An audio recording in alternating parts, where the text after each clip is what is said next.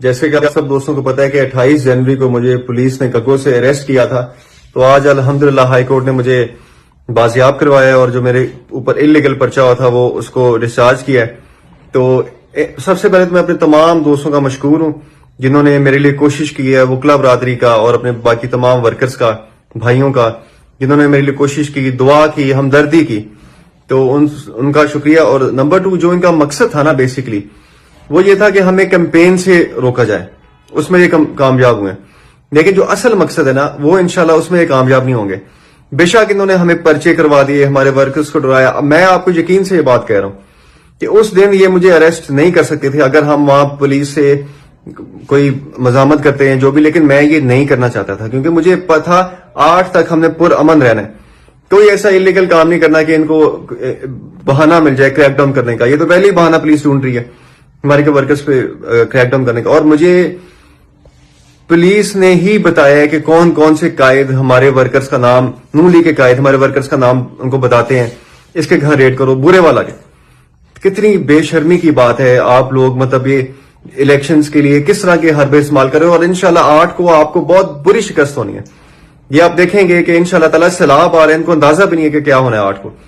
تو 7/7 کے سیل میں مجھے رکھا گیا ہے، یہ کسوری بند جس کو کہتے ہیں، 7/7 کے سیل میں ایک ہفتہ رکھا گیا ہے جہاں پہ نہ دن کا پتا ہوتا ہے نہ رات کا پتا ہوتا ہے۔ اینی ویز یہ تو خیر میں آپ کو صرف بتا رہا ہوں کہ ان کی کتنی چھوٹی سوچ ہے۔ تو آپ لوگوں نے 8 فروری کو سب نے نکلنا ہے انشاءاللہ۔ میں بس 2 گھنٹے میں بھی برے والا پہنچ رہا ہوں۔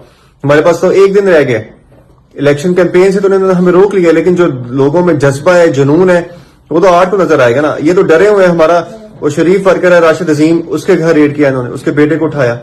میاں متین ابھی آئے ہیں باہر سے، اس کے بھتیجے کو اٹھا لیا۔ مصطفیٰ بٹی کے گھر ریڈ ہو رہے ہیں، ملک فرقان اور ہمارے بے شمار ورکرز کے بھی گھروں میں ریڈ ہو رہے ہیں۔ اب یہ 1 دن رہ گیا، ابھی بھی ڈر ہے، لیکن الحمدللہ ورکرز کے حوصلے پرعزم ہیں، میں بھی پرعزم ہوں۔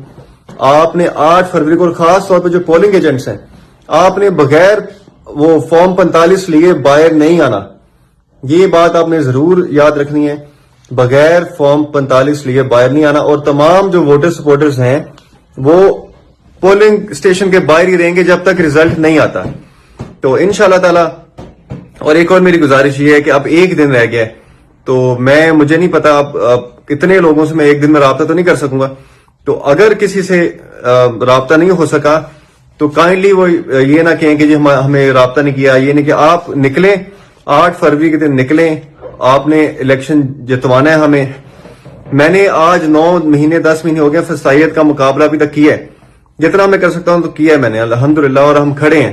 اب آپ کی ذمہ داری ہے، یہ جو نون لیگ کیوں نے حربے ہمارے خلاف استعمال کی ہیں، وہ ہم نے اس کا سارے ظلم کا بدلہ ہم نے 8 کو دینا ہے۔ اور اس میں برے والا کی جو باشعور عوام ہے یہ سرپرائز دے گی، سرپرائز۔ میں آپ کو الحمدللہ جو میں نے 10 دن کیمپین کی تھی میں نے دیکھا ہے، اور ابھی بھی میں نے ویڈیوز دیکھی ہیں تو میں تو حیران رہ گیا۔